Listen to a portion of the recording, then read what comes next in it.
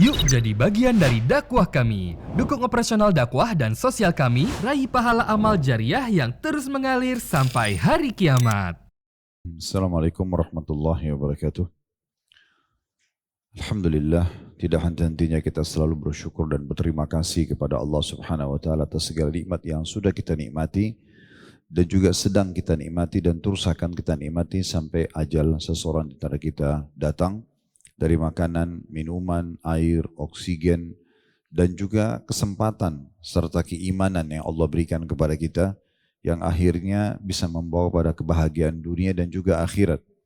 Termasuk hari ini Allah masih memberikan kita satu hari lagi umur di mana kita harus maksimalkan. Kalau hari-hari yang lalu penuh dengan ibadah kepada Allah, maka hari ini kita tambah secara kuantitas dan kualitasnya. Tentu pada ibadah yang boleh ditambah secara kuantitas. Begitu juga kalau kita melakukan hal-hal yang kurang dari sisi ibadah tersebut, hari ini kesempatan emas untuk menyempurnakannya. Kalau kita melakukan pelanggaran atau dosa, kesempatan untuk bertaubat kepada Allah Subhanahu wa taala. Karena kita tidak tahu apakah hari esok kita masih hidup atau tidak. Oleh karena itu, hari ini saya bahasakan adalah hari emas kita, di mana harusnya kita banyak bersyukur kepada Allah Subhanahu wa taala dan memaksimalkannya di atas ketaatan. Dan insya Allah saya yakin saya pun meninggalkan aktivitas dan keluarga dan Bapak Ibu juga demikian mungkin dalam menghadiri kajian ini baik offline maupun online. Semua itu tentu tujuannya adalah memaksimalkan hari kita ini. Maka pertahankan itu sampai ajal datang. Sebagaimana Allah berfirman, wa'bud rabbaka hatta ya'tiyakal yakin. Sembahlah Tuhanmu sampai ajal datang kepadamu. Dalam ayat lain, wala tamutunna illa wa antum muslimun. Jangan sampai kalian meninggal kecuali dalam keadaan Islam. Selanjutnya kita panjatkan salam hormat kita kepada utusan Allah Nabi besar Muhammad sallallahu alaihi wa alihi wasallam sebagaimana Allah perintahkan kita untuk mengucapkan salam hormat tersebut, dan itu juga dengan harapan akan mendapatkan apa yang sudah dijanjikan, karena satu kali salam hormat kepada manusia terbaik ini akan dibalas 10 salam dari Allah Subhanahu wa taala, dan salam Allah artinya pelipat gandaan pahala, pengampunan dosa, peninggian derajat, dan juga solusi dari permasalahan-permasalahan hidup. Baik, seperti biasa, bila Allah SWT mudahkan, kita akan lanjutkan bedah buku kita 66 amalan pembuka pintu surga. Dan sudah kita ingatkan, walaupun di cover buku ini tertulis 62, tapi kalau kita lihat daftar isi, kita temukan ada 66 poin. Dan ditulis oleh Abdullah bin Ali Al-Ju'aithin, dan tentu dari judul sudah kita faham bahwasanya tujuannya adalah bagaimana supaya kita bisa meraih surga Allah Subhanahu wa taala. Masuk dengan mudah, mendapatkan derajat yang tinggi, dan itulah yang disusun kurang lebih 66 poin atau amalan. Nah, pada yang lalu kita sudah membahas di poin nomor 9, puncak dari semua istighfar. Sebenarnya kita gabung ya 8 sama 9 yang lalu, taubat dengan puncak dari istighfar. Dan sekarang kita akan masuk ke amalan yang ke-10. Yang cepat sekali membuka pintu surga buat kita, artinya memudahkan kita meraihnya, yaitu menuntut ilmu karena mengharap keridhaan Allah Subhanahu wa taala. Pertama kita jelaskan dulu di judul ini, tentu saja semua ilmu masuk dalamnya selama bermanfaat. Ya, selama bermanfaat, misalnya orang belajar kedokteran, orang belajar matematika, IT, apa saja yang bermanfaat selama tidak ada yang haram masuk dalam bahasan kita ini. Tetapi tujuannya untuk mencari ridha Allah Subhanahu wa taala. Namun puncaknya adalah menuntut ilmu agama. Jadi tidak ada yang bisa mengalahkan ilmu agama. Secara hukum, Bapak Ibu duduk belajar agama seperti ini, hukumnya wajib. Bahkan dia fardu ain, kewajiban individual. Kalau pernah dengar fardu ain ya, fardu ain itu maksudnya secara individu wajib kita mengerjakan. Ya. Seperti sholat itu fardu ain, individu harus kita kerjakan, ya, tidak bisa ada pilihan lain. Nah, seperti itulah. Nah, sama dengan menuntut ilmu. Karena Nabi SAW mengatakan, menuntut ilmu agama maksud saya, karena kata Nabi SAW, talabul ilmi faridatun ala kulli muslim.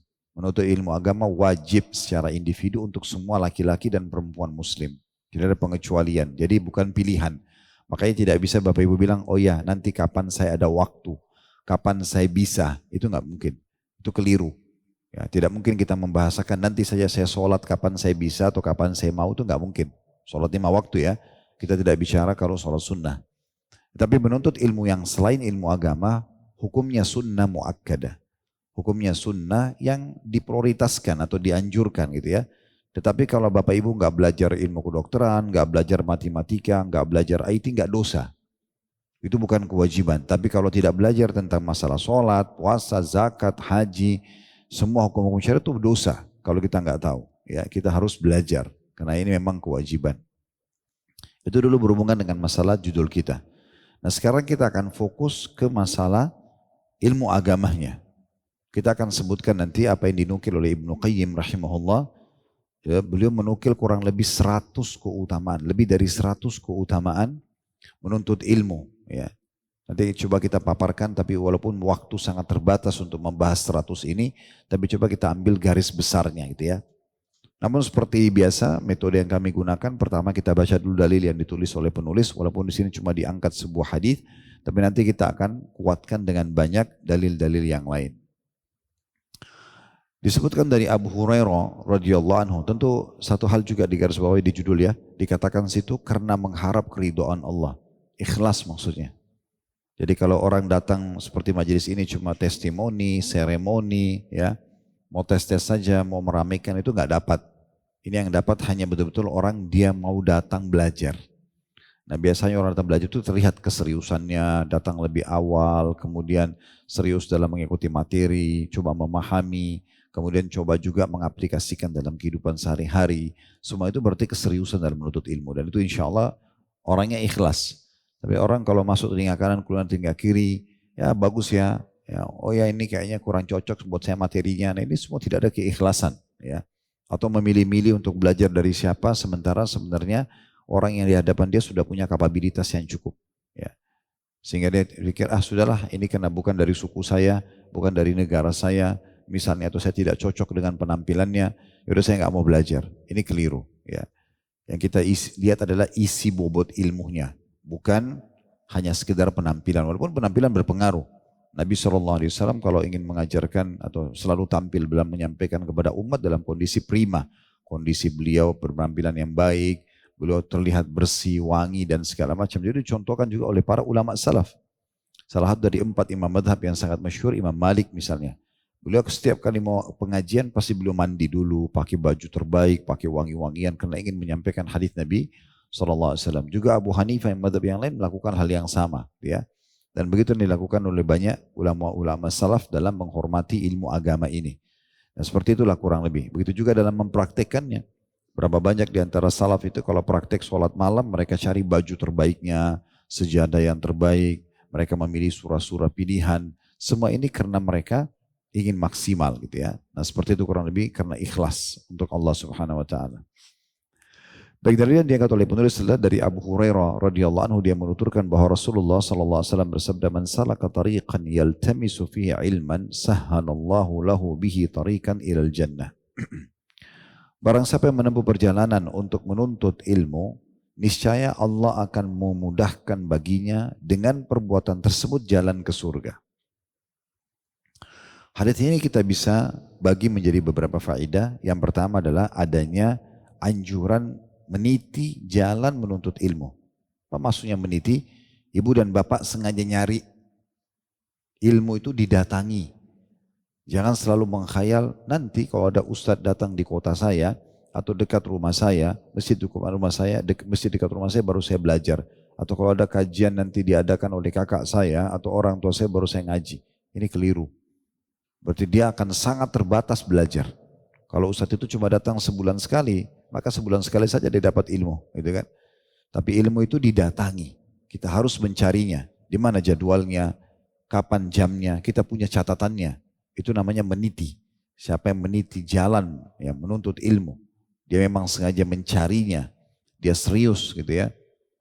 Dia fokus. Dia tidak mau kehilangan kalau perlu satu kata pun. Ya. Apa yang diucapkan, satu contoh pun, satu dalil pun, dia berusaha untuk bisa memahami maksimal, maka itu namanya orang yang meniti. Ya.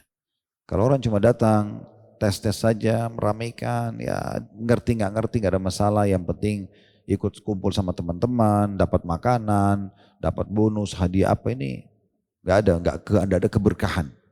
Ya, ilmunya nggak berkah.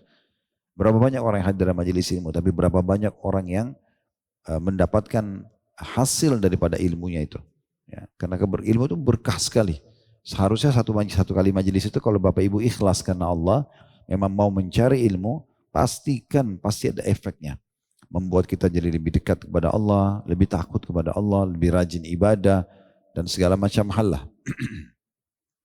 Kemudian pelajaran yang kedua yang bisa diambil, kalau orang tadi di poin pertama, dia ikhlas karena Allah, menuntut ilmu tersebut, dia sengaja mencari ilmu itu, berusaha untuk terus menambahnya, menggalinya dari sumber yang benar, dia mencari ya. Maka dengan itu, faedah kedua, dia akan dimudahkan jalan menuju ke surga. Salah satu makna hadits ini adalah, orang kalau belajar agama, makin banyak faham tentang hukum halal haramnya Allah, dia makin dekat ke surga. Itu otomatis. Dan ibadahnya makin benar. Kayak dia belajar tentang sholat, dia jadi tahu, oh tata caranya seperti ini ya. Oh yang wajibnya ini, oh yang sunnahnya itu. Oh yang makruhnya ini, dan yang haramnya yang itu, yang membatalkan sholat misalnya. Dia tahu semuanya. Jenis-jenis sholat semua dia tahu, waktu-waktunya, mana yang lebih utama dan segala macam hal. Dia tahu secara rinci. Maka orang-orang seperti ini mau gak mau pasti lebih mudah jalannya ke surga. Karena makin banyak varian ibadah yang bisa dia kerjakan, yang jadi pilihan, yang membuat akhirnya dia mau gak mau mudah menuju ke surga. Itu makna daripada hadis ini. Dan ini saya bilang tadi, penulis hanya mengangkat sebuah hadis saja karena memang tujuan penulis di sini adalah bukan mensyarah, bukan menjelaskan panjang lebar. Buku seperti yang kita bedah ini untuk memudahkan pembaca tahu, oh ternyata nuntut ilmu bisa membawa ke surga ya. Pindah poin nomor 11, oh mengerjakan sholat fardu dan wajib misalnya. Jadi dia poin-poin pentingnya saja. Karena kalau mau dirincikan akan panjang sekali. Mungkin buku ini akan bisa berjilid-jilid. Untuk menjelaskan satu saja jalan menuju membuka pintu surga, itu butuh satu buku. Apalagi di buku ini dijelaskan 66 poin. Makanya penulis meringkasnya. Dan ini sebabnya kenapa kita membedahnya. Jadi kita akan coba membedah, menguatkan satu poin saja, kadang-kadang bisa satu pertemuan. Nah, itu sering terjadi pada materi kita selama ini ya. Kecuali di poin yang kemarin, yang terakhir 8 dan 9, karena kayak satu kesatuan antara taubat sama istighfar, maka kita satukan gitu ya. Tapi umumnya semua rata-rata di sini, setiap poin itu satu pertemuan tersendiri. Itu kurang lebih gambarannya. Baik, sekarang coba kita lihat poin demi poin, secara garis besar juga ya, yang diangkat oleh Ibnu Qayyim rahimahullah dalam buku beliau Miftah Darus Sa'adah.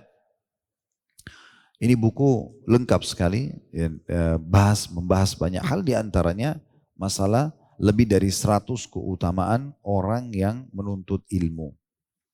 Beliau menyebutkan yang pertama sekali ya, yang diangkat oleh beliau adalah orang yang berilmu itu berbeda dengan orang yang tidak berilmu. Artinya susah sekali untuk disamakan. Ya. Kalau kita misalnya bodoh, dalam satu bidang ilmu, lalu kita berkumpul dengan orang-orang yang ahli di bidang itu. Contoh misalnya kita kumpul dengan pilot-pilot, mereka lagi berbicara tentang mesin, tentang penerbangan, kita bodoh, kita nggak ngerti apa-apa. Coba bayangkan bagaimana posisi kita di situ ya, dengan orang-orang yang 10 orang pilot sedang bicara tentang mesinnya, tentang mekanisme penerbangannya, tentang landingnya, tentang take off dan segala macam itu ya.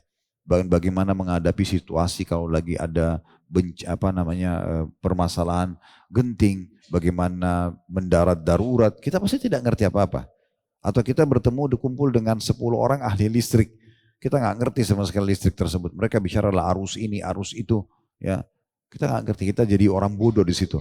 Nah ini yang dimaksudkan kalau kita mau. Ibnu Qayyim mengatakan orang yang berilmu itu, di sini difokuskan ilmu agama, akan berbeda sekali dengan orang tidak berilmu. Akan beda sekali. Kita kalau bertemu, kita nggak pernah belajar agama nih.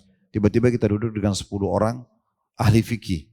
Mereka membahas tentang secara detail apa itu fikih, kemudian perselisihan pendapat ulama tentang masalah hukum jamaah qasar salat dan segala macam hal yang berhubungan dengan rinciannya itu ya, dan istilah-istilahnya, mungkin kita tidak akan bisa berbicara. Nah itu yang dimaksudkan. Jadi perbedaan sekali.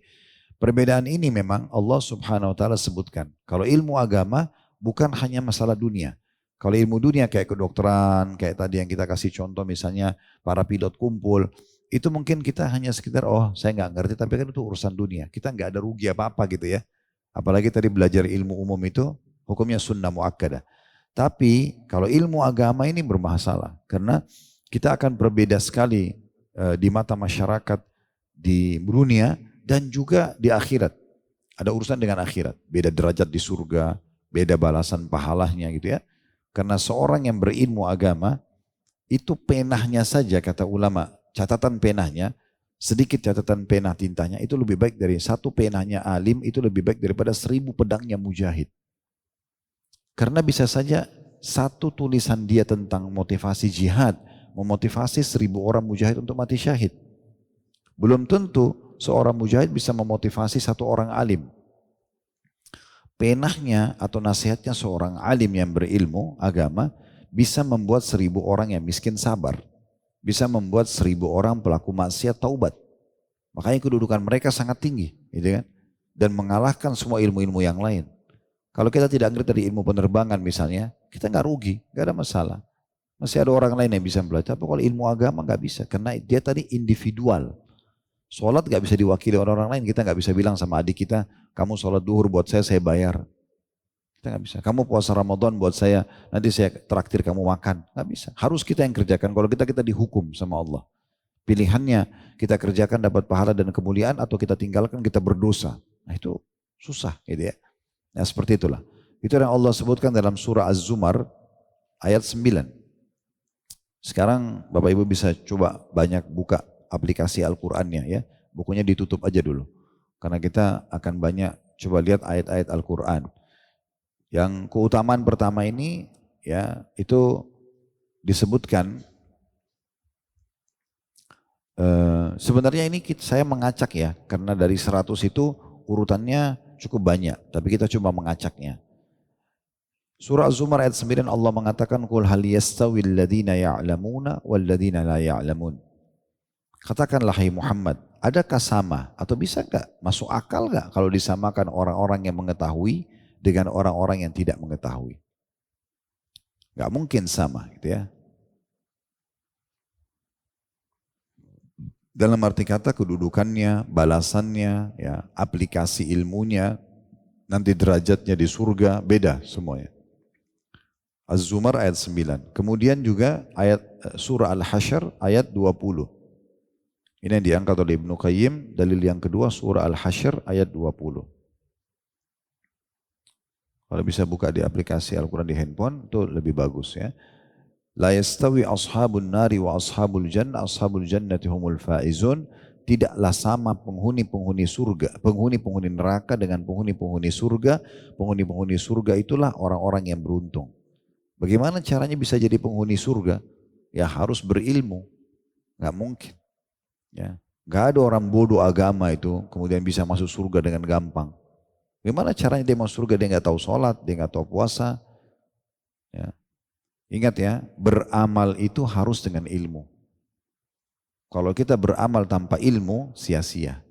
Contoh misalnya, ada orang karena tidak punya ilmu, dia sholat duhur cuma 3 rakaat. Untuk apa 4 rakaat? Saya mau 3 rakaat saja. Karena dia tidak punya ilmu, contoh. Nah, dia terima. Atau dia sholat, itu daripada 4 rakaat, saya sholat 7 rakaat aja. Dia nggak punya ilmunya. Pernah ada orang, Bapak Ibu sekalian, di zaman Hasan Basri, seorang ulama besar, selepas sholat asar, begitu habis salam dan lagi zikir, orang ini tiba-tiba berdiri di ujung shaf dan dia sholat sunnah. Habis asar tapi ya. Tahu gak habis asar gak boleh sholat ya, ada larangan. Gak boleh sholat habis subuh sampai terbit matahari, habis asar sampai terbenam matahari, itu sholat sunnah. Kecuali ada hal-hal yang urgensi terjadi ya, seperti sholat jenazah. Biasanya kalau habis salam sholat asar ada jenazah boleh sholat, itu disolatin, itu beda. Tapi makanya tidak ada sholat ba'diyah asar. Tidak boleh kita sholat-sholat sunnah umumnya kayak sholat taubat dan segala macam ini di habis asar. Orang ini tiba-tiba habis salam berdiri sholat 2 rakaat. Satu masjid orang heran lihat orang ini. Kemudian Hasan Basri ingin menegurnya. Hasan Basri seorang ulama besar dan beliau imam di situ. Di masjid jami'nya kota Basra di Irak. Maka begitu habis salam 2 rakaat baru Hasan Basri mau tegur, orang itu berdiri lagi sholat. Hasan Basri tunggu lagi, habis salam mau ditegur. Tapi saking cepatnya dia, habis salam lagi dia berdiri lagi. Sampai dia mengerjakan 8 rakaat. Itu pun setelah salam dia masih mau berdiri, masih mau sholat. Hasan Basri datang pegang tangannya, lalu tanya dia di depan orang semua, kamu ini sholat apa? Orang yang sedang sholat sambil marah. Karena jahilnya, dia bilang gini, apakah Allah akan marah sama saya karena saya sholat? Kata Hasan Basri, tidak. Tapi Allah marah sama kamu karena kamu buat-buat sholat itu. Dari mana kau dapat ini 8 rakaat habis asar, dari mana? Tapi karena jahil. Berapa banyak orang kena kebodohannya, dia ngotot mengerjakan satu perbuatan walaupun salah. Ya. Makanya beda sekali kedudukan antara abid sama alim. Abid itu suka ibadah tapi nggak punya ilmu. Alim itu beribadah tapi dengan ilmu. Banyak orang begitu, buang-buang waktunya sia-sia, tapi dia tidak sadar kalau dia buat salah. Orang dalam sholat mengatakan iyyaka na'budu wa iyyaka nasta'in, hanya kepadamu kami menyembah, hanya kepadamu kami minta tolong. Habis salam pergi kuburan sebelah masjidnya minta-minta sama batu sama kuburan itu. Terus mana komitmen tadi bilang iyyaka na'budu, hanya kepadamu kami menyembah, wa iyyaka nasta'in, hanya kepadamu kami minta tolong. Mana komitmen ini? Makanya Imam Nawawi rahimahullah mengatakan, saya heran melihat orang yang minta-minta di kuburan walaupun dikultuskan sebagai kuburan orang saleh. Sementara dalam kuburan itu orang seperti dia, manusia kayak dia yang sudah jadi tulang belulang. Mau beri manfaat apa? Sedangkan orang masih hidup aja belum tentu bisa memberikan manfaat semaksimal yang kita harapkan, apalagi orang sudah meninggal. Ini kena kejahilan, tidak faham. Dan terlalu banyak orang yang seperti ini. Terlalu banyak. Ditanya kenapa lakukan, terserah, gak usah urus saya. Ada yang zikir teriak-teriak, ada yang lafaz zikirnya nggak jelas gitu kan. Ada yang baca Qur'annya salah, terlalu banyak. Yang ngawur ini karena tidak punya ilmunya gitu ya. Makanya Allah mengatakan tidak akan sama. Tidak akan sama. Di dalam sebuah hadis yang lain kata Nabi SAW, perumpamaan seorang alim di antara kalian adalah seperti aku, kata Nabi, dibandingkan dengan orang yang paling bodoh dari kalian. Kalau Bapak Ibu faham nih hukum agama misalnya, walaupun secara substansial misalnya bab sholat lengkap dipelajari sampai selesai, bab puasa lengkap misalnya, kita sudah tahu di situ. Kata Nabi SAW, orang yang alim itu seperti posisiku, kata Nabi, seperti Nabi dengan orang yang paling bodoh di antara kita. Andai saja kalau Nabi SAW bilang perumpamaannya seperti seorang yang berkedudukan tinggi dengan orang yang paling rendah dari kalian, dan Nabi kasih perumpamaan dirinya. Seorang alim dengan orang yang jahil itu seperti perumpamaan aku dengan orang yang paling bodoh dari kalian. Nabi kasih perumpamaan dirinya. Kan kita sudah bisa tangkap Bapak Ibu sekalian.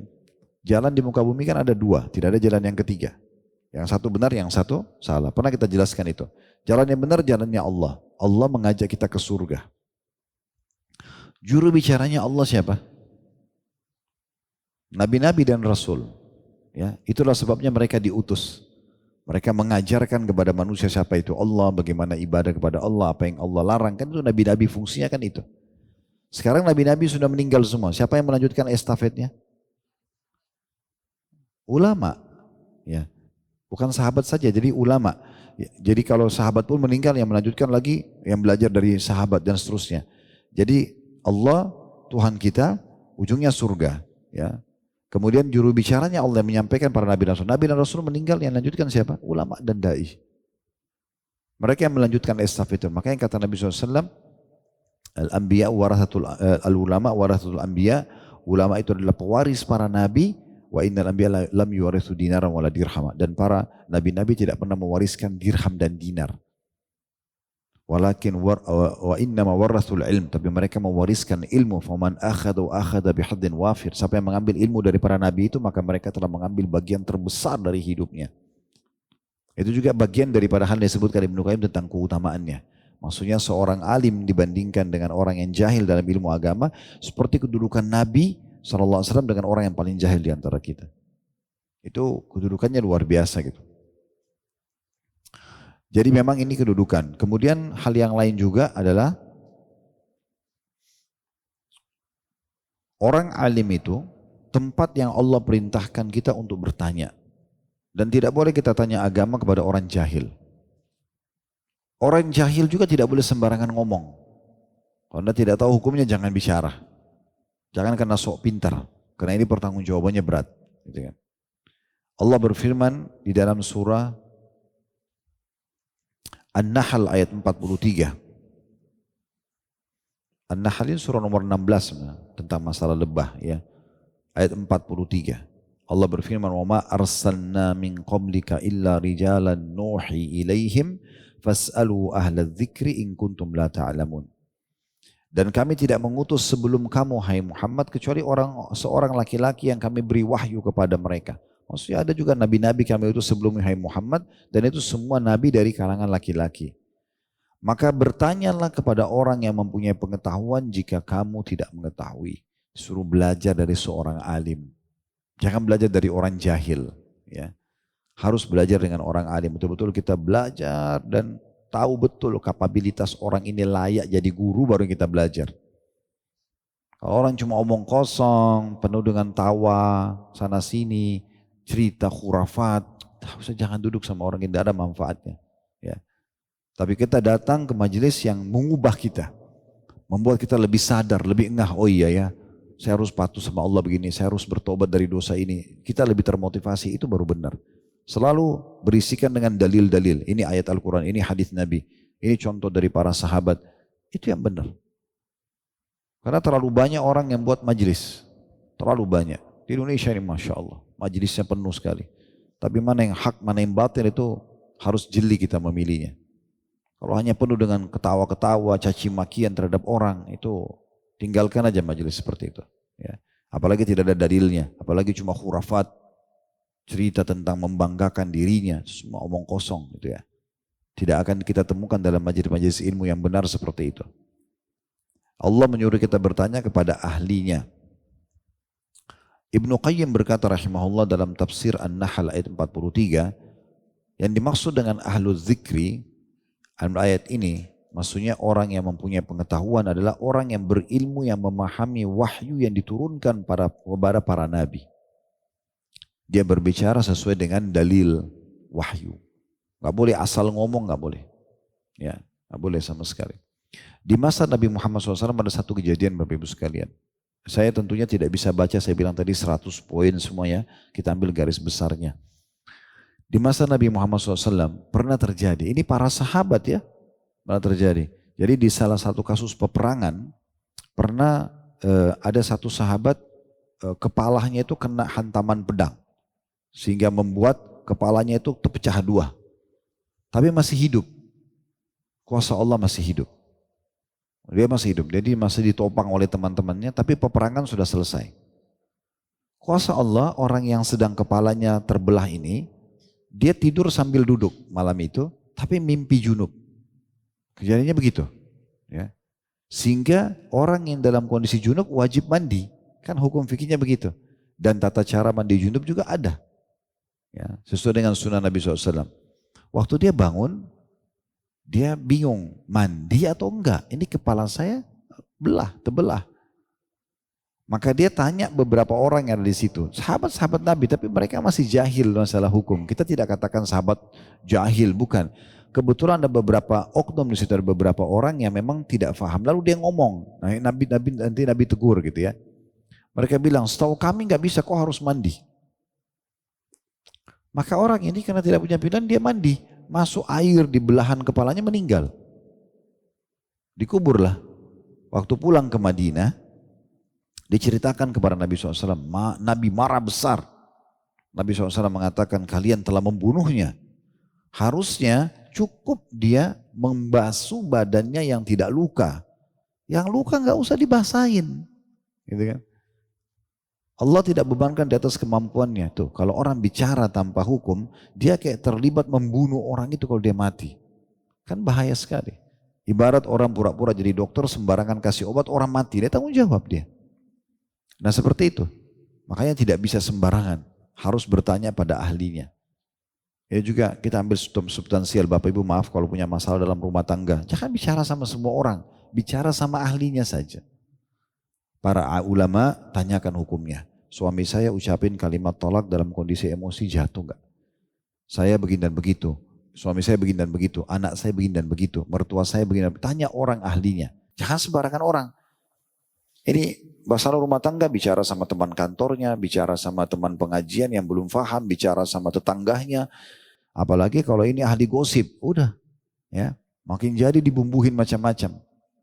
Maaf, atau dia gagal rumah tangga. Udah kamu cerai saja, saya dulu begitu kok. Nah, bukan ilmu agama yang diajarkan, tapi masalah hal-hal yang buruk. Ya. Berapa banyak orang rumah tangga Kami tahu ada orang bercerai sama suaminya hanya karena setiap kali ada masalah sama suaminya ditanya adiknya yang masih gadis. Nggak ngerti apa-apa. Adiknya pusing, dia bilang, kak cerai aja. Cerai betul sama suaminya, setelah cerai baru nyesal.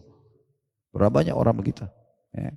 Contohnya, berapa banyak orang yang tidak paham hukum agama, haramnya menceritakan masalah hubungan biologis. Haram nggak boleh. Bapak ibu haram cerita sama orang tuanya, sama temannya, nggak boleh cerita. Suami saya begini, istri saya begini, nggak boleh, haram. Kata Nabi SAW, sesungguhnya orang yang paling buruk kedudukannya di sisi Allah hari kiamat adalah seorang laki-laki yang sudah terbuka pada istrinya, istri terbuka pada suaminya. Sudah biologis lalu menceritakan tentang rahasia itu. Itu berat, dosa besar, kata Imam Adzabi masukkan dalam kategori dosa besar. Dan dalam riwayat lain kata Nabi SAW, mungkin seseorang dari kalian menceritakan hubungan biologis di antara kalian. Sahabat waktu itu habis sholat subuh diam semua. Ada satu perempuan namanya Asma binti Yazid. Radhiyallahu anha berkata begini, ya Rasulullah benar di Madinah mereka lakukan itu. Ini di Madinah ini banyak laki-laki bangga-banggain istrinya, perempuan banyak bangga-banggain suaminya. Masalah biologisnya. Kata Nabi SAW, jangan kalian lakukan itu. Karena itu perumpamaan seperti syaitan laki-laki ketemu sama syaitan perempuan di jalanan, lalu mereka biologis dan orang semua melihatnya. Nggak boleh. Kita puas dengan pasangan kita, sudah kita saja. Tapi kalau ada masalah dalam biologis tersebut dan harus konsultasi pada ahlinya, dokter spesialis, dan hanya konsultasi tidak masalah. Tapi ahlinya, jangan semua orang diajak ngomong. Akan kacau balau nanti. Gitu kan? Nah itu contohnya. Nah seperti itulah kurang lebih yang harus kita fahami dari poin tadi. Ya, yaitu kita bertanya kepada ahlinya. Surah An-Nahl ayat 43. Gitu ya. Kemudian juga yang perlu kita garis bawahi adalah derajat orang-orang yang berilmu itu di dunia Allah akan muliakan walaupun fisiknya biasa, tapi kalau ilmunya luas, faham agama itu Allah muliakan. Orang manusia akan menerima dia. Ya. Begitu juga di akhirat akan ditinggikan derajat mereka. Sesuai dengan firman Allah Subhanahu wa taala dalam surah Al-Mujadilah ayat 11. Bisa dibuka Al-Mujadilah ayat 11. Ya. Saya ulangi lagi Al-Mujadilah ayat 11. Bunyinya ya ayyuhalladzina amanu idza qila lakum tafassahu fil majalisi fafsahu yafsahillahu lakum wa idza qila anshuzu fanshuzu yarfa'illahu alladzina amanu minkum walladzina utul ilma darajat wallahu bima ta'maluna khabir. Hai orang-orang beriman, apabila dikatakan kepadamu berlapang-lapanglah dalam majlis, maka lapangkanlah, niscaya Allah akan memberi kelapangan untukmu. Jadi misalnya kalau lagi duduk majelis begini, masih ada tempat lowong, bisa berlapang, silakan, bisa berbagi sama teman, silakan gitu ya. Dan apabila dikatakan berdirilah kamu, maksudnya sudah selesai majelisnya, maka berdirilah, gitu kan. Sama juga kalau kita bertamu sama orang sama, tak boleh berlama-lama di rumah orang, mungkin tuan rumahnya punya pekerjaan yang lain, cukup ada hajat kita pulang, gitu kan. Ini harus punya ilmunya dan adabnya. Banyak sekali adab-adab itu ya. Bertamu rumah orang harus ketuk pintu 3 kali, nggak boleh lebih. Kalau tidak dibukain pulang saja. Begitu Nabi bilang. Mungkin saudara kalian punya hajat dan tidak mau diganggu. Gitu kan? Nanti datang waktu lain lagi. Kalau dibuka pintu jangan berdiri di depan pintu orang. Cari daun pintu yang tidak terbuka. Sehingga tidak langsung melihat apa yang tidak boleh dilihat dalam rumah. Duduk juga di tempat yang disuruh duduk. Makan yang dihidangkan saja. Tidak usah cari tahu rumah orang, bagaimana bentuknya di dalam, fudul mau cari tahu macam-macam. Dapur orang, sendok orang, segala macam. Ya, ikut campur ini semua ada adab-adabnya. Tapi itu ada bahasan sendiri, intinya sebenarnya kalau disuruh berdiri, berdirilah. Gitu ya. Selesai, kemudian Allah mengatakan, ini yang jadi saksi bahasan kita, niscaya Allah akan meninggikan orang-orang yang beriman di antara kamu, maksudnya mau ikut dengan tata cara yang Allah perintahkan, beriman pada Allah, dan orang-orang yang diberi ilmu pengetahuan beberapa derajat. Derajat itu jamak dalam bahasa Arab. Maksudnya derajat di dunia, derajat di akhirat. Kalau pernah dengar namanya Atha bin Abi Rabah, pernah dengar gak? Atha bin Abi Rabah ini ulama, gurunya para ulama tabi'in. Generasi tabi'in, generasi yang belajar dengan sahabat Nabi. Kan para sahabat itu yang belajar dari Nabi ya. Waktu Nabi meninggal, para sahabat Nabi itu menjadi guru-guru semuanya. Yang belajar dari sahabat disilakan dengan tabi'in. Pada saat sahabat sudah meninggal semua, tabi'in yang masih hidup, Yang belajar dari tabi'in namanya tabi'in. Ini dikenal dengan 3 generasi emas pertama. Yang Nabi bilang, ya, sebaik-baik masa adalah zaman masaku, generasiku, lalu generasi sesudahnya, lalu generasi sesudahnya. 3 generasi emas. Ini yang biasa orang bilang salafus saleh, orang salaf sebelum kita. Ikutin jejak mereka, karena Nabi puji 3 generasi ini. Nah seperti itulah. Di antara tabi'in ini, ada yang menjadi gurunya para tabi'in. Di antaranya Atha bin Abi Rabah. Tahu Atha bin Abi Rabah ini Bapak Ibu sekalian secara fisik. Ulama sebutkan fisiknya bukan untuk menghina, tapi justru untuk menyebutkan tentang keutamaan beliau, Allah tinggikan derajatnya karena ilmunya. Atha bin Abi Rabah itu orangnya kurus sekali, kulitnya hitam pekat karena dia mantan budak dari Afrika. Rambutnya keriting kecil-kecil, mata kanannya rusak, kaki kanannya pincang. Secara fisik, orang kalau lihat orang tidak tertarik. Tapi subhanallah karena keluasan ilmunya, majikannya seorang ibu di Mekah waktu itu melihat setiap hari Atha ini selalu tetap giat kerja kasih haknya majikannya. Setelah selesai dia pamit ke Masjid Haram Mekah lalu dia belajar. Sampai akhirnya sementara kerja bantu majikannya di rumah sering datang muslimin bertanya hukum, tanya hukum, hanya dibebasin oleh majikannya. Setelah itu dia jadikan kurang lebih 10 tahun itu Masjid Haram sebagai rumahnya. Tidur situ dan belajar. Jadi ulama muslimin. Salah satu pujian sahabat Nabi tentang Atha ini, ada sahabat namanya Abdullah bin Umar radhiyallahu anhu. Beliau pernah datang ke Mekah, terus dikerumuni oleh orang-orang. Orang bertanya hukum, bagaimana hukumnya? Sahabat Nabi datang. Dan Abdullah bin Umar ulamanya sahabat. Maka kata Abdullah bin Umar, saya heran dengan kalian wahai penduduk Mekah, kalian sibuk bertanya pada saya sementara di tengah-tengah kalian di Mekah ada Atha bin Abi Rabah. Ini rekomendasi langsung dari Abdullah bin Umar, untuk apa tanya saya? Ada ulama kalian tuh. Karena tingginya ilmunya, ya. Dan banyak kisah-kisah beliau yang luar biasa gitu. Tapi kita bisa lihat bagaimana Allah muliakan dia walaupun fisiknya kurang, Allah angkat derajatnya di dunia. Dalam satu kisah, ada satu orang ulama juga, namanya Atha juga kebetulan, dikenal dengan Atha al-Khurasani. Khurasan wilayah di Irak, di Iran ya. Maka Atha al-Khurasani ini seorang ulama tapi kaya raya. Penampilannya jaga segala macam. Atha bin Abi Rabah tadi kurang secara fisik, pincang kakinya, matanya satu rusak, buta itu ya. Satu waktu Atha al-Khurasani ini pergi dengan kereta kencananya. Kalau kita mungkin mobil paling mewah lah sekarang, pergi ke istana khalifah. Kalau kita sekarang istana presiden di negeri Syam. Dari Irak dia pergi ke negeri Syam. Tidak sengaja di halaman istana ketemu sama Atha bin Abi Rabah. Atha bin Abi Rabah ini kebetulan turun dari keledainya yang sangat tua. Kemudian pelanahnya itu pun untuk naik ke pelanahnya itu pijakannya kayu. Ini orang yang susah gitu hidupnya. Kalau begitu keadaannya. Atha al-Khurasani kebetulan duduk bersebelahan sama anaknya dia. Begitu dia lihat Atha bin Abi Rabah, dia turun dari kereta kencana. Tadinya dia ada pengawal-pengawalnya. Dia turun, dia kejar, dia salaman dan dia cium kepalanya. Anaknya Atha al-Khurasani sempat bilang waktu lihat pertama. Dia bilang, saya belum pernah lihat orang seburuk itu. Ya maksudnya punya kekurangan fisik segala macam gitu ya. Tapi dia heran kok ayahnya muliakan. Lalu dia tanya, ayah siapa orang ini? Saya belum pernah lihat orang seburuk ini. Kata Atha al-Khurasani ayahnya, jangan kau bicara sembarangan kalau kau tidak kenal. Itu Atha bin Abi Rabah. Atha bin Rabah namanya terkenal masa itu kan belum ada handphone, tidak ada kamera, nggak bisa lihat muka orang. Jadi kita nggak tahu. Sekarang kita mau cari ulama siapa di ujung dunia, tinggal searching di Google kita tahu mukanya. Zaman dulu tidak ada, harus ketemu baru tahu. Oh ini si fulan begini mukanya, oh si fulan ketemu dulu. Maka anaknya bilang itu Atha bin Abi Rabah yang terkenal. Satu dunia Islam semua kenal dia. Dia bilang iya. Maka masuklah Atha al-Khurasani sama Atha bin Abi Rabah ke istana bersama-sama. Setelah keluar, kita langsung ringkas dulu, setelah keluar nanti kita kembali ke kisah di dalam. Anaknya Atha bin al-Khurasani bilang, wahai ayah, tolong ceritakan saya bagaimana kejadian di dalam. Kata ayahnya Atha al-Khurasani, demi Allah wahai anakku, kalau bukan karena Atha bin Abi Rabah saya tidak diizinkan ketemu khalifah. Ini juga ulama besar. Tapi khalifah nggak sembarangan ketemu orang, raja nggak sembarangan. Dia bilang demi Allah kalau bukan karena dia atau bin Abi Rabah saya nggak diterima tamunya khalifah.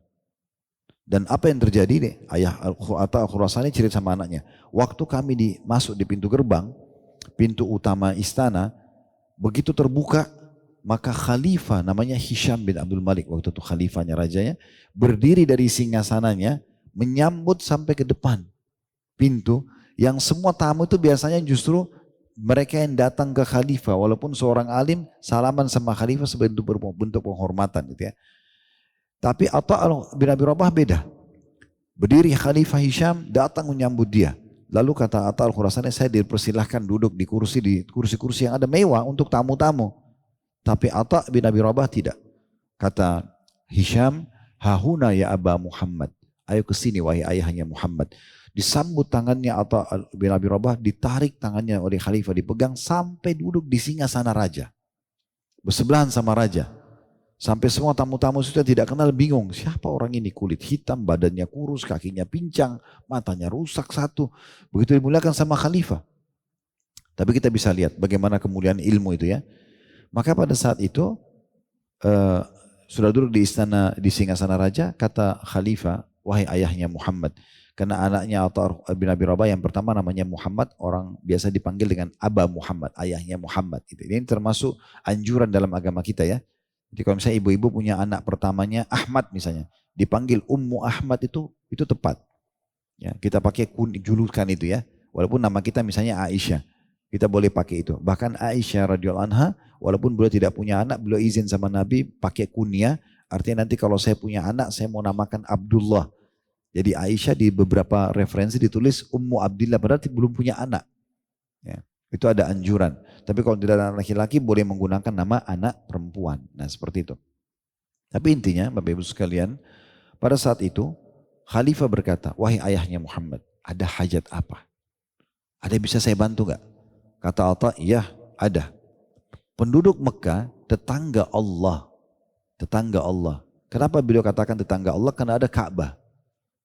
Dari sini sebagian ulama mengambil sebuah hukum, tetangga itu ada yang mengistilahkan dengan rumah yang terdekat, ada yang mengatakan sampai 40 rumah di kiri kanan.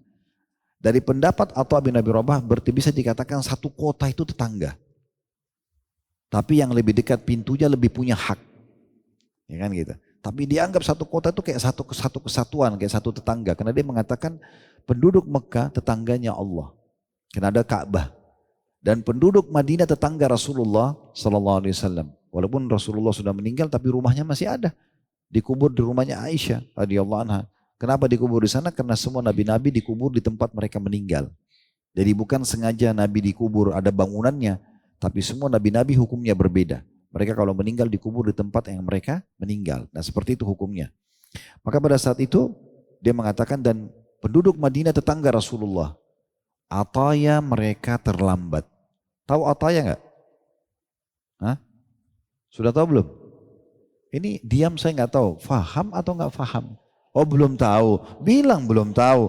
Saya tanya diam, jadi saya nggak tahu ini. Kalau anak gadis itu dilamar diam berarti setuju. Jadi saya tanya tadi, faham atau tidak tahu? Ataya itu Bapak Ibu sekalian adalah pendapatan pemerintah.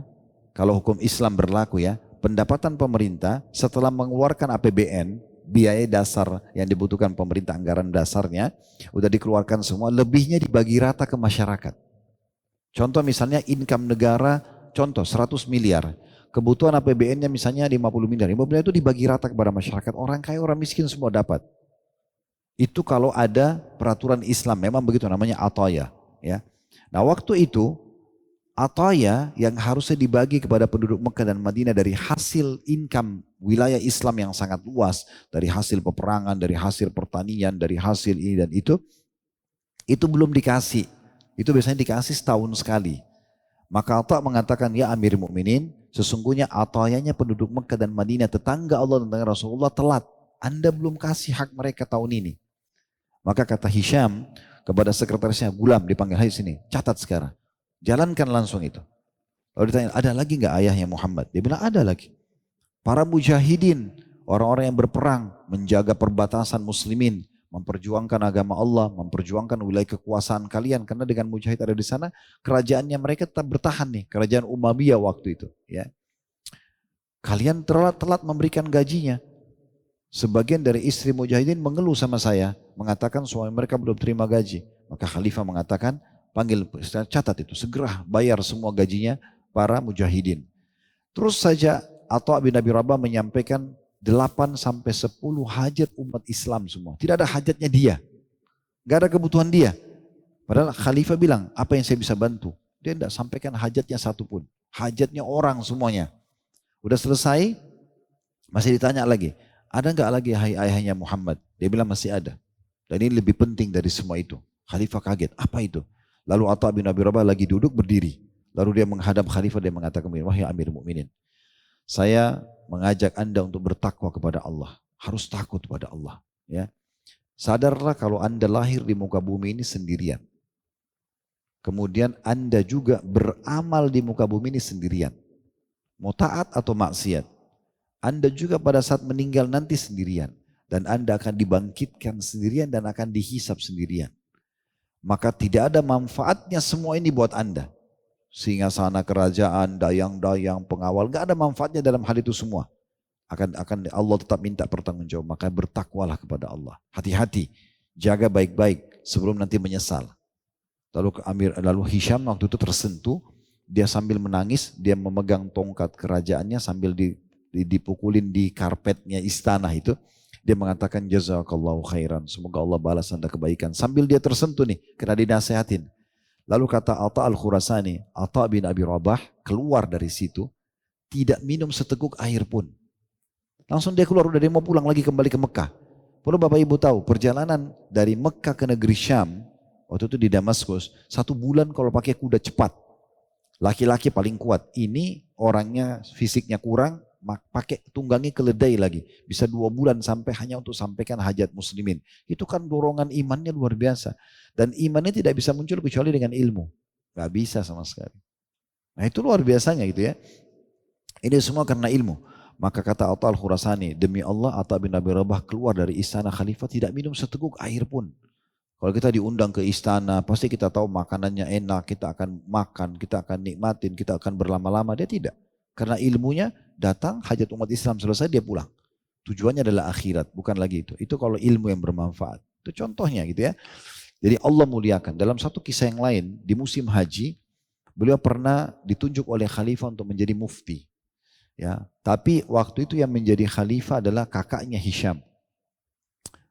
Selain khalifah tadi, masih kakaknya, karena mereka sistem kerajaan jadi adik kakak saling menggantikan satu sama yang lain. Di musim haji ditunjuklah, dan di musim haji ini hukum haji nggak boleh sembarangan jadi mufti. Harus orang yang faham benar karena detail hukum. Salah sedikit kan dia ibadah musiman. Kalau salah tahun depan baru diperbaikin. Ini jadi panjang ceritanya. Maka khalifah tunjuk Atha bin Abi Rabah jadi mufti karena luasnya ilmunya. Waktu itu dia lagi di tendahnya, kemudian orang lagi antri semua. Lagi antri untuk bertanya gitu kan. Khalifah sampai di wilayah Mina waktu itu dan dia bilang,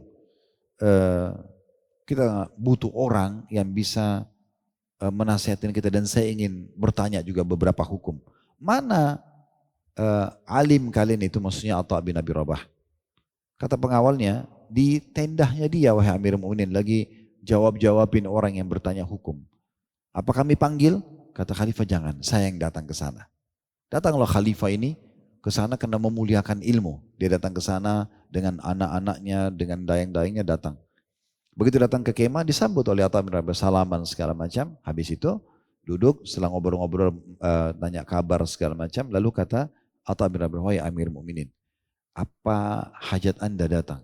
Dia bilang, saya mau bertanya masalah hukum. Kata khalifah, apa kata Atha? Masalah Anda pribadi kah? Atau masalah kebutuhan kerajaan dan umat? Lalu kata khalifah, enggak, fatwa saya pribadi. Saya mau tanya pribadi masalah hukum. Apa kata Atha bin Abi Rabah? Ini dicatat dalam sejarah ya. Saking mudahnya dengan ilmu dia mengatakan, wahai Amir Mu'minin, mohon maaf, silakan Anda keluar dan antri bersama muslimin. Dia bilang sama raja, dia tidak kasih tahu karena ini fatwa pribadinya. Silakan Anda keluar, antri bersama muslimin karena Anda sama mereka sama haknya. Ini kalau tidak punya ilmu yang kuat iman mana mungkin dia bisa bicara sama pemimpin begini. Bisa bilang sama presiden, silakan Anda tunggu di luar antri sama masyarakat. Dia ngomong gitu. Maka pengawal khalifah sempat marah pada saat itu. Tapi khalifah menahan diri. Ya, kemudian dia keluar antri. Khalifah karena waktu itu seingat saya namanya Sulaiman bin Abdul Malik rahimahumullah semuanya. Dia seorang alim juga. Tapi dia tahu Atta lebih alim dari dia. Maka dia antri. Sampai tiba gilirannya dia tanya hukum, Atta jawab. Udah, dia Atta tidak pernah merasa bersalah. Antrian tiba dia tanya, lalu dia tetap jawab yang lain. Pulanglah khalifah, dikumpulkan semua anak keturunannya yang hadir haji waktu itu dan pengawal-pengawal, dia mengatakan, saya tahu ada beban dalam diri kalian. Karena perbuatan orang itu kepada saya. Tapi ketahuilah, Allah tidak buat dia semulia itu kecuali karena ilmunya. Oleh karena itu belajarlah ilmu wahai anak-anakku, karena dia tidak akan mendatangkan kecuali kebaikan. Dan sekian statement yang disampaikan oleh orang tersebut. Ini diantaranya ya. Dan sekian banyak contoh-contoh dalam masalah-masalah seperti ini tentunya. Ya. Kemudian coba kita tambah mungkin sedikit poin yang lain ya. Firman Allah Subhanahu wa taala yang menjelaskan tentang ulama itu orang-orang yang atau orang yang alim dengan ilmu agama, ya tentu kita tidak akan menjadi seorang ulama, jamaknya ulama, mufradnya satunya alim ya. Kita nggak mungkin menjadi seorang alim kecuali kita belajar terus kan.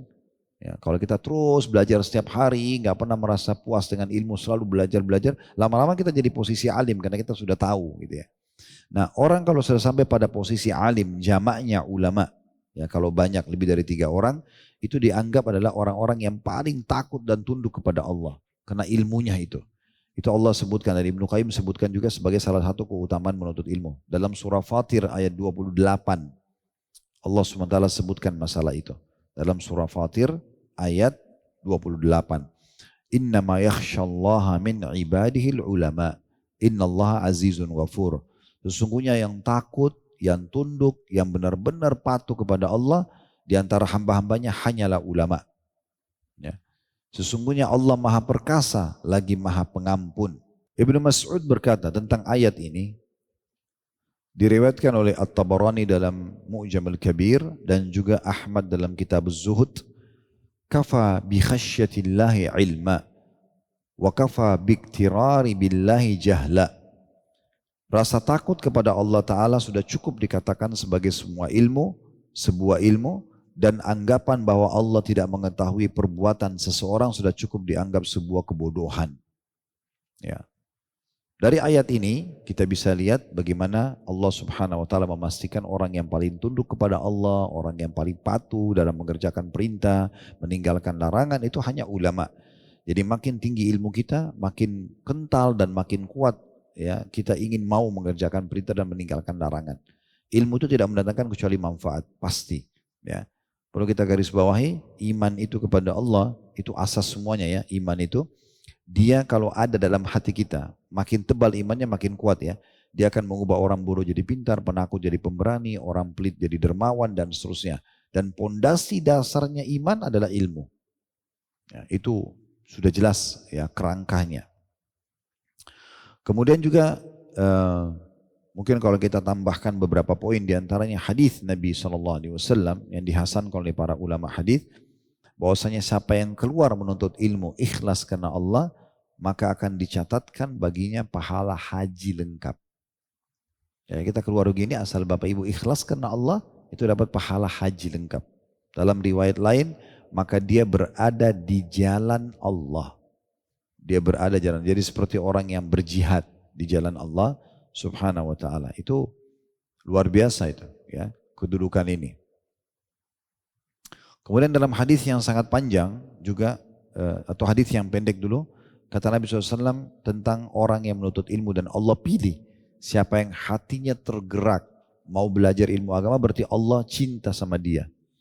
Hadis Nabi SAW, man yuridillahu bihi khairan yufaqihu fid din. Dalam hadis Bukhari Muslim, siapa yang Allah kehendaki kebaikan untuknya, Allah akan fakihkan dalam agama. Jadi kalau tergerak pikiran kita, hati kita, anggota tubuh, tangan dan kaki untuk menuntut ilmu agama, berarti Allah inginkan kebaikan buat kita. Itu bentuk cinta Allah. Siapa yang Allah lalaikan, malas, gak mau belajar, ya sudah berarti Allah tidak inginkan kebaikan buat dia. Nah, ini berarti satu hal kelebihan yang luar biasa kalau kita rasakan seperti ini. Mungkin sebagai penutup tentunya, karena kalau kita mau sebut tadi saya bilang 100 itu banyak sekali gitu ya. Saya akan sebutkan 2 riwayat. Semua penuntut ilmu dan semua ulama gitu ya, pada saat mereka mengambil ilmu tersebut dan mereka mengajarkannya, maka berarti mereka akan panen pahala orang yang mengikutinya. Kita sampaikan sebuah hadis, sampaikan sebuah ayat, lalu orang amalkan. Mungkin minimal Bapak Ibu kalau pulang ke rumah, sampaikan ke pasangannya, sampaikan ke anak-anaknya, sampaikan ke ART-nya misalnya. Siapa saja gitu ya. Mungkin ada kesimpulan dari taklim bisa ditulis, di-share di grup, diangkat di media, di status segala macam. Itu adalah hal yang positif gitu ya. Karena dari hadits Abu Hurairah kata Nabi SAW, "Man da'a ila huda kana lahu minal ajri mithlu ujuri man tabi'ahu la yanqusu dzalika min ujurihim syai'a wa man da'a ila dhalalatin kana 'alaihi minal ithmi mithlu athami man tabi'ahu la yanqusu dzalika min athamihim syai'a." Terjemahannya, siapa yang mengajak orang lain kepada petunjuk, menjadi penyebab orang dapat hidayah, mau sholat, mau puasa, mau taubat segala macam, maka baginya pahala dari orang yang mengikutinya tanpa mengurangi pahala mereka sedikit pun.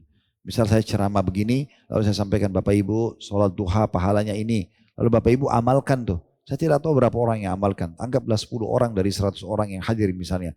Maka saya tidak tahu mereka amalkan berapa rakaat pun, bagaimana khusyuk, tapi berapapun pahala mereka, saya akan dikasih sama, tanpa mengurangi pahala mereka. Misal mereka dapat per 2 rakaat sholat duhanya 100 pahala. Saya dapat walaupun saya di rumah saya, walaupun saya sudah di tempat lain, sudah tidak lagi mengajar di tempat itu misalnya. Maka semua itu termasuk pahala yang sangat besar. Makanya saya sarankan ini, Bapak Ibu sekalian, pernah saya ingatkan itu ya, pernah saya sampaikan, saya ingatkan kembali. Untuk menulis buku seperti para ulama kita itu tidak mudah. Ya, saya duduk berapa kali, bersekian tahun gitu ya, yang berhasil ditulis dalam bentuk buku itu sedikit sekali. Padahal sebenarnya bisa menulis buku, tapi tidak mudah gitu ya. Karena harus duduk fokus, nulis terus. Kadang-kadang kita kalau berdiri pergi makan aja atau sholat kembali tuh idenya belum tentu nyambung dengan apa yang kita tulis terakhir. Itu bagi para penulis faham masalah itu.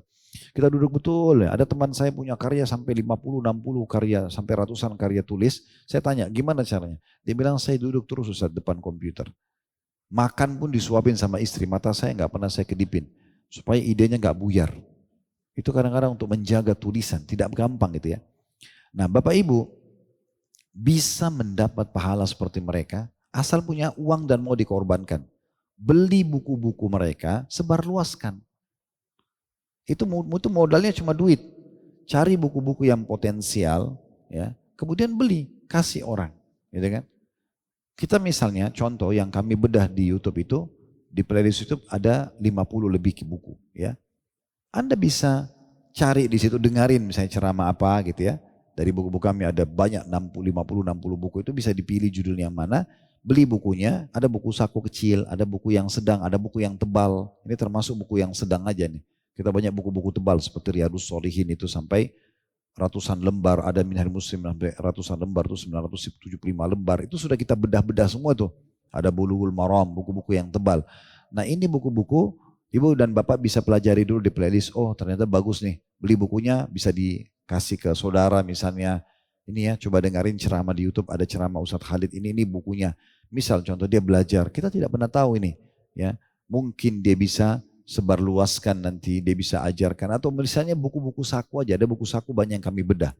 Ya, buku-buku saku ini bisa dibeli harganya 10-15 ribu misalnya. Lalu sebarluaskan. Ya, kasih ke teman-teman yang kita datangi rumahnya, ke kerabat. Walaupun yang baca pembantunya aja nggak apa-apa. Yang penting kita bagi. Bapak Ibu lagi belanja bulanan, tanya orang yang di supermarket itu muslimah ya. Iya, ini buku dari saya. Kasih buku saku, buku sifat sholat Nabi, buku wudu, buku tentang keutamaan zikir pagi petang, banyak sekali gitu loh. Nah kita kan belum tentu bisa nulis seperti itu, tapi coba kita kasih buku itu, mudah-mudahan kalau kita kasih buku itu justru bisa menyebar gitu ya.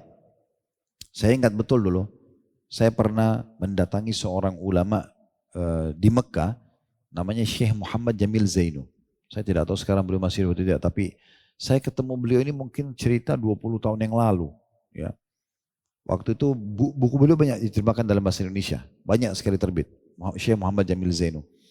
Waktu itu bukunya, waktu saya datang sekitar 20 tahun yang lalu itu sekitar 37 judul. Saya ingat betul jumlah buku beliau. Dan waktu itu rambutnya semua sudah putih, jenggotnya sudah putih semua gitu ya. Saya baca buku satu-satunya buku yang saya terharu ya, maksudnya dan kagum melihat Di muka bumi ini saya pribadi baru temukan ada buku begitu. Kalau kita buka covernya, rata-rata kan buku-buku ini ditulis pasti hak cipta ya. Ya nggak? Tuh, nggak boleh memperbanyak segala macam gitu ya. Beliau bukunya tidak, ditulis kalau kita buka di situ dia tulis semua muslim punya hak untuk memperbanyak dan menyebarluaskan. Gratis silakan. Beliau angkat hak ciptanya beliau. Dan beliau bilang, ditulis ya, di buku-bukunya, tapi dalam bahasa Arab, dalam bahasa Indonesia saya tidak tahu. Tapi dalam bahasa Arab ada ditulis, dan sampai sekarang masih ada di Saudi diperjualbelikan itu ditulis, dan bagi yang mau menyebarluaskan buku ini silakan hubungi penulis. Dia tulis nomor telepon rumahnya. Saya sampai telepon, saya datang ke rumahnya. Begitu saya ketemu, pertama kali ketemu, dia lihat saya langsung, saya sudah telepon sebelumnya. Saya Syekh Khalid Basama dari Indonesia, saya termasuk penggemar Anda karena saya sering baca bukunya. Oh ya silakan datang. Begitu saya datang, di pintu langsung dipeluk sama dia. Yang paling pertama dia pegang jenggot saya. Dia bilang, kenapa jenggot kamu pendek sekali? Saya bilang, ini di Indonesia sudah panjang. Terus duduk ngobrol-ngobrol sama dia banyak hal. Dia tanya juga apa ada masukan gak dari buku-buku tulisan itu.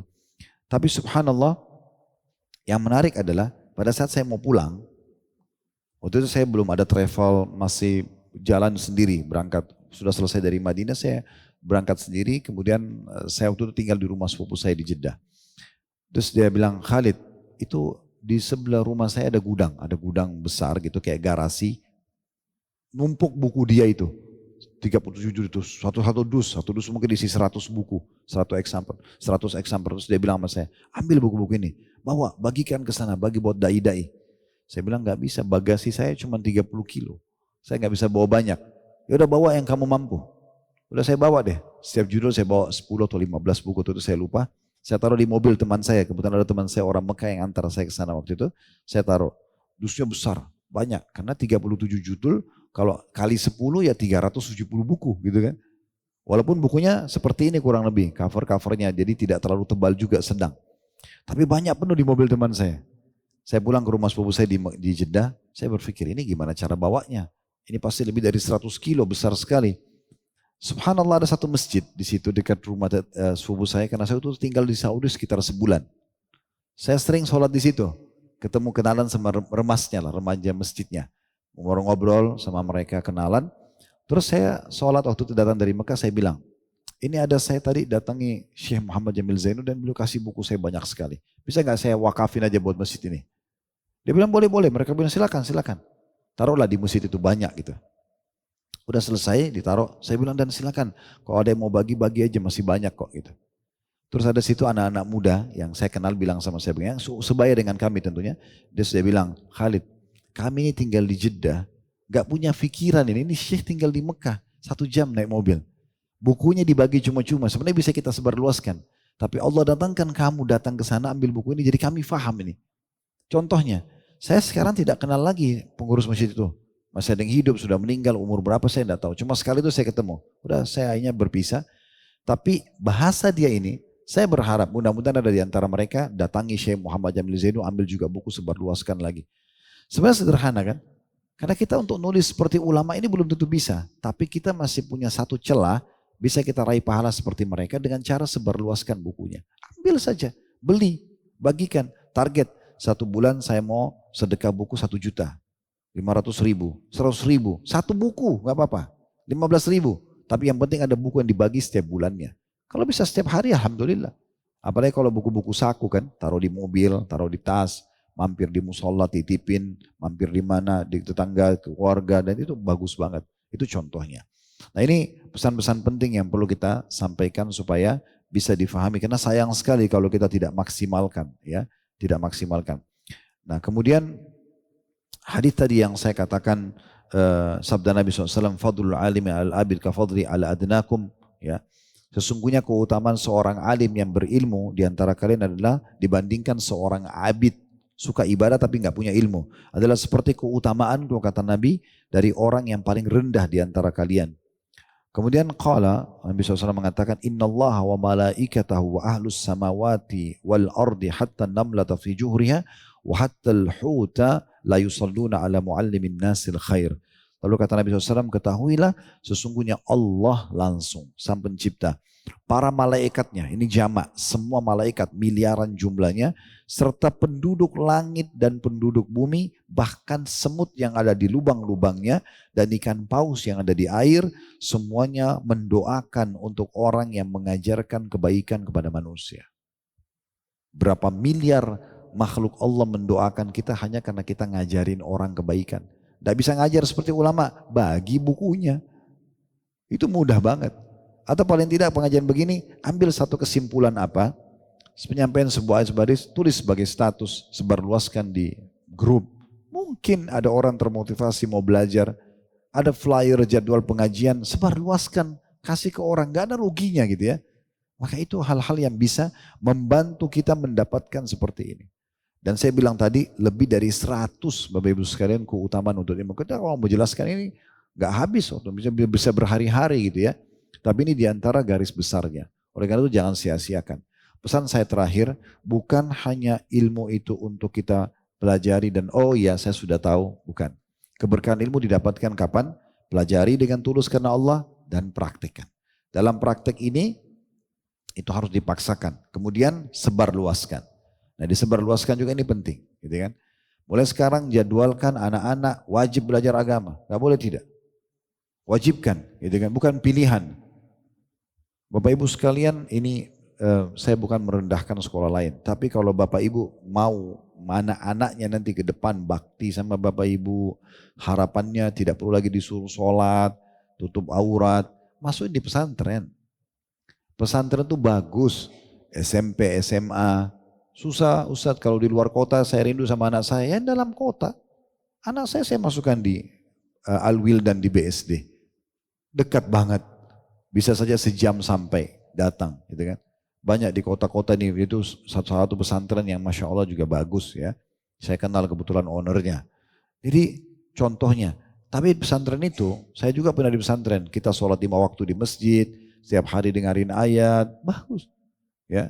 Saya dulu gitu, SMP, SMA, sama S1 saya di agama. Toh setelah selesai S1, bekal agamanya minimal sudah ada. Saya S2 masuk di manajemen pendidikan kok. Di S3 di ekonomi, manajemen umum.